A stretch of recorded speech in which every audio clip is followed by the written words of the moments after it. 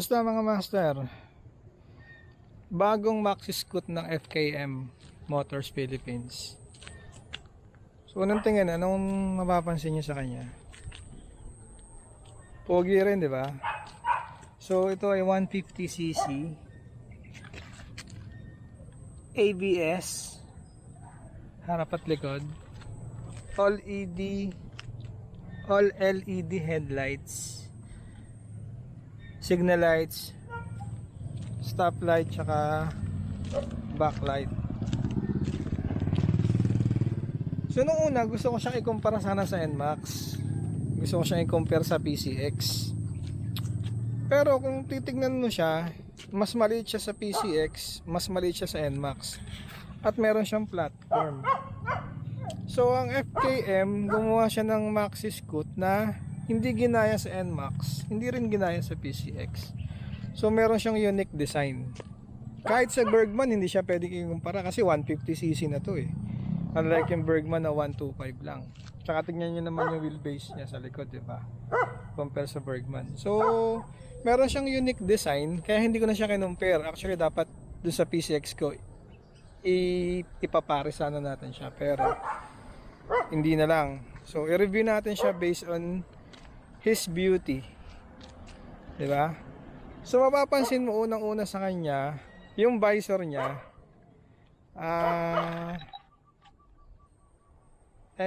extended. Tapos may design siya na honeycomb sa gitna. Ayan. Pababa. Kulay black na siya. So diretso siya from headlight papunta yung visor niya sa taas, extended. So ayan o. So hindi mo na kailangan magpalit pa ng visor. Diba usually tayo pagka kagaya nun sa NMAX, Aerox, nagpapalit pa tayo ng NMAX and PCX, nagpapalit pa tayo ng visor mas mataas, iba. So ito hindi na. And then, yung headlight niya, hindi rin siya ginaya sa NMAX, hindi rin ginaya sa PCX. So, meron siyang unique na features, na design, kumpara na, hindi natin pwede ikumpara dun sa dalawang maxi scoot ng Yamaha at ng Honda. So, isa-isahin natin yung features niya mga master. Unahin natin yung harap master. So, yun nga, meron siyang mahabang visor. And then, yung headlight niya is LED. Kung titignan mo siya, akala mo wala siyang daytime running light, di ba? So meron 'yan. Iwan natin. Look. Ayan yung daytime running light niya. Di ba? Para siyang merong kilay. Ang kagandahan dito, hindi siya kung umaga, pwedeng hindi nakabukas yung ilaw mo. May switch. Kung gusto mo naman na nakabukas, so ito yun eh. Ayan. So ito is yung pinaka daytime running light niya. Tapos yung sa gauge niya, yung ilaw ng gauge. Off natin muna yung Tapos ito yung ilaw. Yan, turn on. Ayan. So yan siya pag nakabukas. Ayan. Diba? Then yung gitna, yun yung high beam. So yan yung ilaw niya. So pwedeng patayin yung headlight. May patayan siya. Unlike sa ibang maxi scoot na automatic headlight on. So ito, yung LED lang niya na daytime running light ang automatic on. Pero yung signal light niya, ito medyo maliit. Both LED rin. Ito yung high niya. Yan. Ayan, naka-high na siya yan. So buo. No? Off natin. So, yung front niya is naka-disc brake siya. So, equip mo rin ng ABS. So, dual dual piston yung caliper niya. So, equip siya ng ABS. Ayan, may sticker din siya na ABS. Tapos, yung mags niya is by 14. And then, yung nakakabit sa kanyang gulong is CST. So, CST tires na nakakabit sa kanya. Makapit to mga master. Nung dinrive ko to, kahit sa basa, ang kapit ng gulong niya.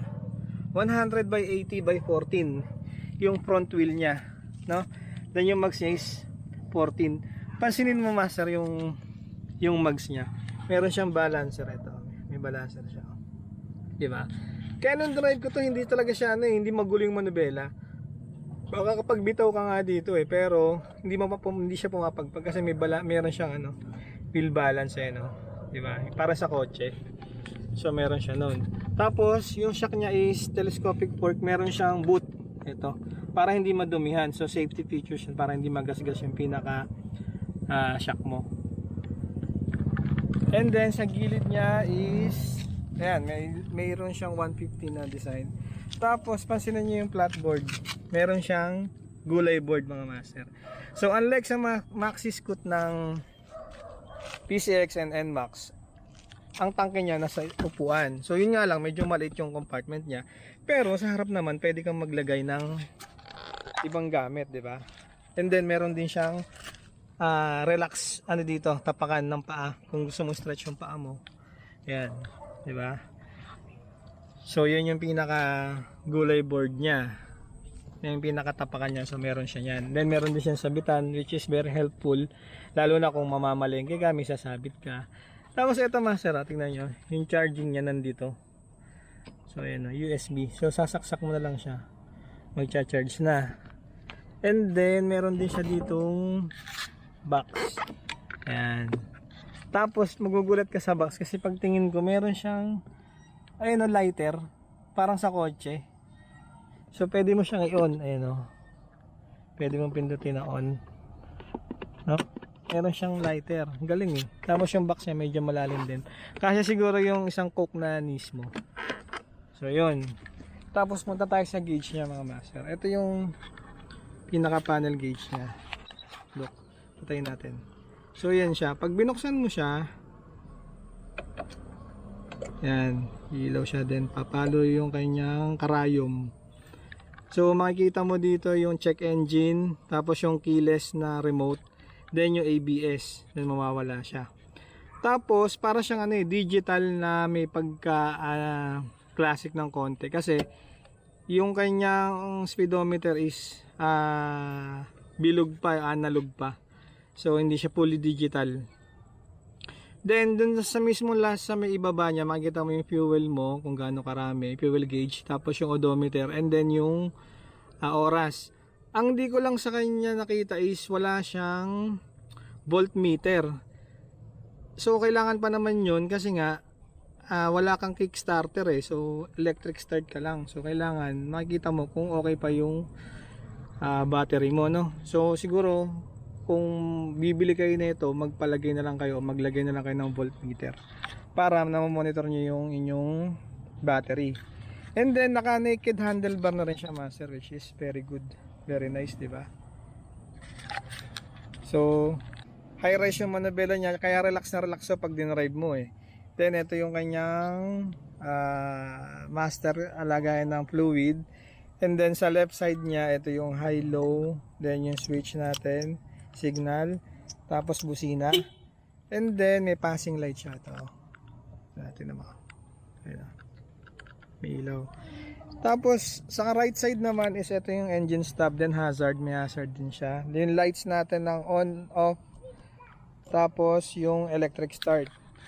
Tapos pansinin niyo master yung niya, yung lever niya, adjustable na siya. So no need to replace ng mga adjustable lever. And then sa kabila, meron siyang park, meron siyang handbrake. Ayun pag diniin mo to, tapos didiinan mo yan, tapos ito pipigain mo siya. Wait, hindi ko mahahawakan.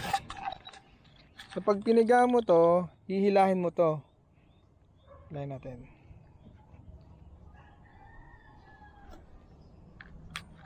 Ano ba? Yan, pag piniga mo to, hihilahin mo ngayon to. Yan. So maglalak siya yan. So nakalak na yung kanyang preno mo. No? So galing. Yan, pag diniyan mo naman, mag-auto off na siya ngayon. Pag pinress mo to, hilahin mo lang to, hilahin mo pa ganun. Yan, ayan. Tapos pagka diniyan mo siya madiin, marirelease na siya. Ayan. Dalawa. So ayan, marirelease na siya. So side mirror, yung pangkaraniwang side mirror. And then yun yung pinaka handlebars niya. Tapos sa design naman, so sobrang kintab ng kanyang pintura. No, ang ganda. And then yung upuan niya is medyo malambot. Maganda yung upuan niya, tapos medyo rubberized. Tapos may logo ng FKM dyan.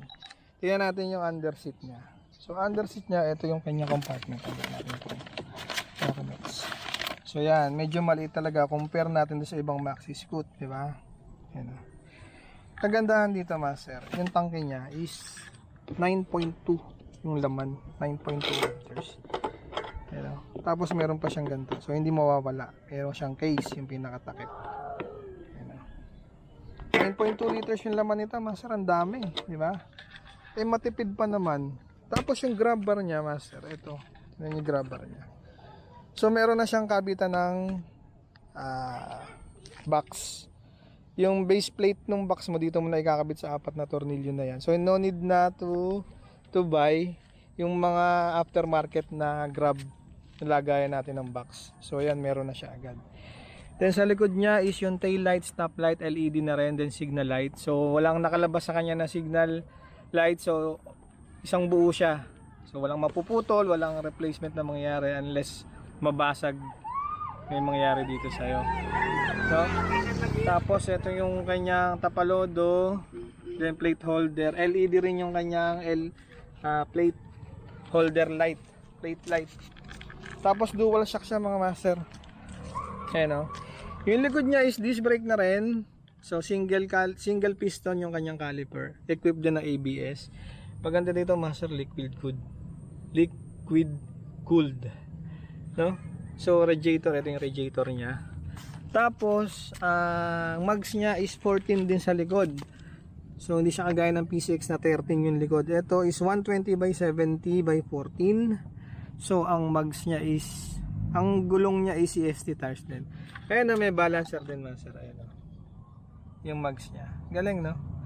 Nakabalance na rin siya. So wala siyang kickstarter, electric lang din. Then footrest ng angkas, ito. So itupe. Tapos ayan yung kanyang Slick 150 na emblem. So parang sa PCX. Tapos yung tambucho niya medyo mahaba siya, you know? Parang siyang sa PCX 150, parang ganun. No? Tapos I think yung battery niya dito nakapwesto. Yan, sa ibaba. Then keyless na rin siya mga master, ito. Eh yung seat, ito yung patayan. So pag pimbit mo, may ilaw din siya. Tapos pag binuksan mo yung seat, didiinan mo lang siya. So wala na siya ditong pindutan pa. No? Yan, bubukas na siya. Dinan mo lang. Tapos bubuksan mo siya, is i-press mo ulit, tapos yan. Yan o. Yan. So i-start na siya. Yan.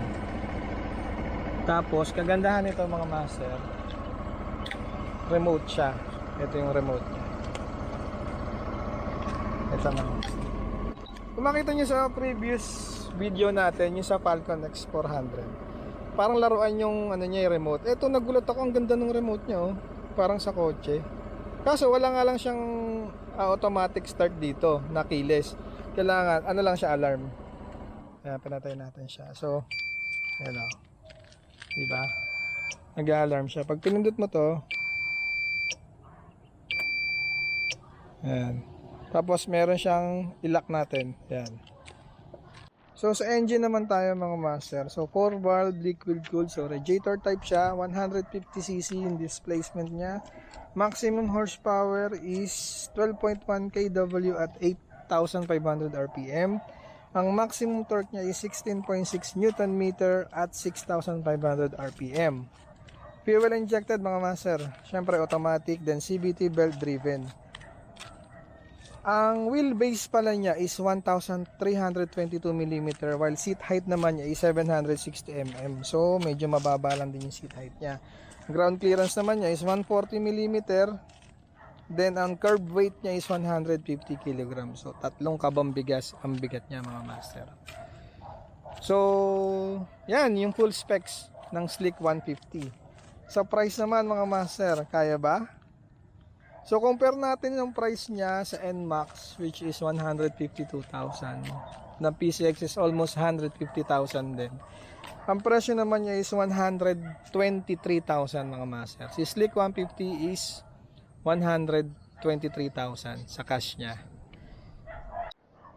So kagaya ng sabi ko kanina mga master, hindi siya pwedeng i-compare sa NMAX at PCX kasi meron siyang kakaibang ganda. So magkaiba sila ng features, no? Kayo na yung humusga, kayo na yung tumingin. I think okay naman yung kanyang specs.